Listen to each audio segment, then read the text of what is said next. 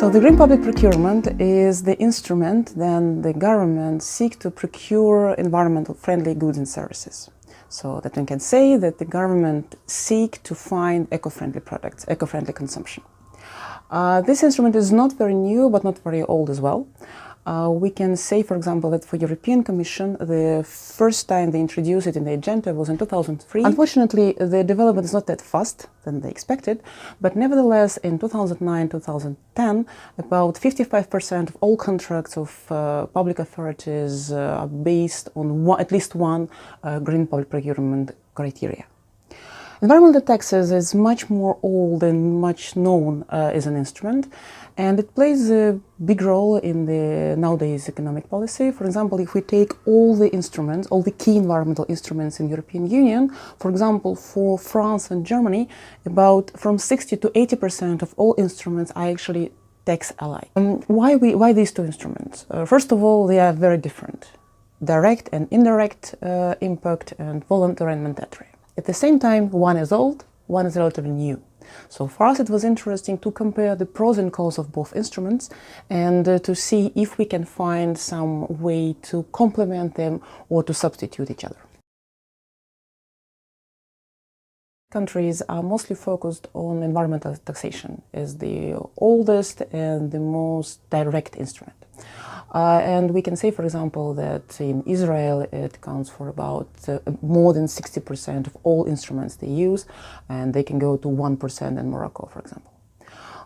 At the same time, if we measure the GDP, it's not that high. Nevertheless, the same Israel report about 3% of GDP that goes from environmental taxation, that is in line with the European practices. Green public procurement is not that popular. Nevertheless, public procurement presents about 18% of GDP for the South Mediterranean countries. So it means that we observe the potential for green public procurement. Moreover, I would say that Israel, Morocco, United Arab Emirates, or Tunisia, they introduce different types of programs. And for example, for the country of Egypt, we can observe more than 20 eco-labels on the market, including such national developed eco-labels as Green Star.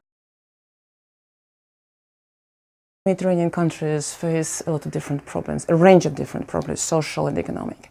And it might seem that environmental problem is not that important, but that's not the case, because if we check the share of environmental degradation, we can observe that, for example, the cost of environmental degradation can go from 2-3% to even 7%, for example, like for Egypt, or 2-3% for Tunisia. And this is remarkable. That means that we definitely need to pay our attention to environmental problem and environmental policy. Moreover, I would say that environmental regulation is even more important, taking into account that one of the very clear and well-developed relationship is in between environment, health, and GDP.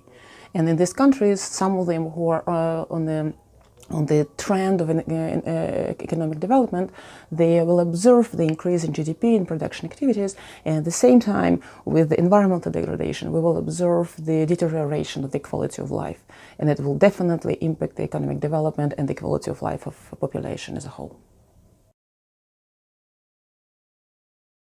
Why is that? First of all, because of well-known effect we call pollution heaven effect. Imagine two different countries with two different levels of taxation. One is stricter, one is less strict. If we have two countries that start in trade integration in between, the country with stricter integration will observe the flow of dirty production process going to the less strict country with less strict taxation. Unfortunately, that doesn't mean that on average we will observe less environmental degradation, but we'll definitely observe more environmental degradation in the country with a lower taxation. Another possible effect comes what we call in our research paradox of virtue. Imagine two countries with different level of green public procurement. Then, unfortunately, the country with a higher level of green public procurement, so more country who is trying to spend more to the green public procurement, they actually will observe some losses of a trade integration with the country who introducing the lower level of green public procurement. These two effects make it very important to compensate the negative effect of environmental degradation if we have different level of environmental regulation. even if it's even more important, the last but not the least, is that trade and environmental regulation can be seen as complementary instruments. For example, if we model two countries with absolutely the same harmonized environmental regulation, both in the term of stringency and in terms of the type of regulation, and then we start improving our trade in between these countries, we observe their growth of benefits, but at the same time we are not observing the increase in environmental degradation level. So that means that if we harmonize their environmental regulation across countries, we can actually benefit from the deeper globalization. For the direct benefits of environmental coordination, I would mention two things. First, obviously, environmental degradation decline. And the second thing is that we can save our money on introducing their main type of criteria. I mean, we need to introduce the type of certificate and standards, technical standards that are necessary to introduce green public procurement instruments. So this is a direct benefit because we save money on introducing new certificates and standards. On the indirect benefits, I would say that these standards can be actually spread to other countries, and like that we can make easier or smoother the path for enterprises to start their businesses abroad, for joint ventures, or for the control across countries. The European Union is well known for its well-developed system of environmental regulation.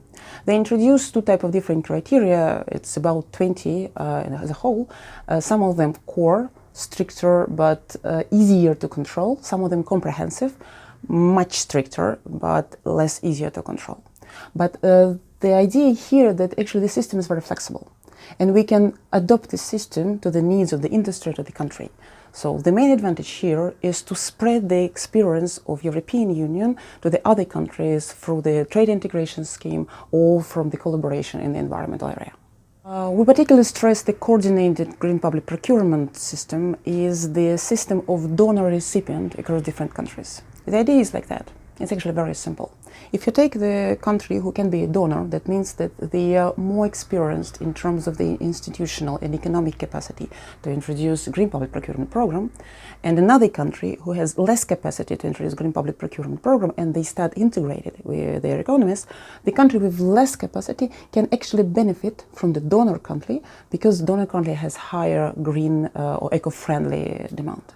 Why is it a good thing? Because the country who is now a recipient can benefit from this additional possibility for the economic development, but at the same time, the country who is actually a donor can propagate the standards, can easier, smoother the control process, and like that we can actually benefit from two sides. So we definitely urge European Union to introduce more the programs and to open them for the foreign producers to smooth the path of environmental and economic cooperation.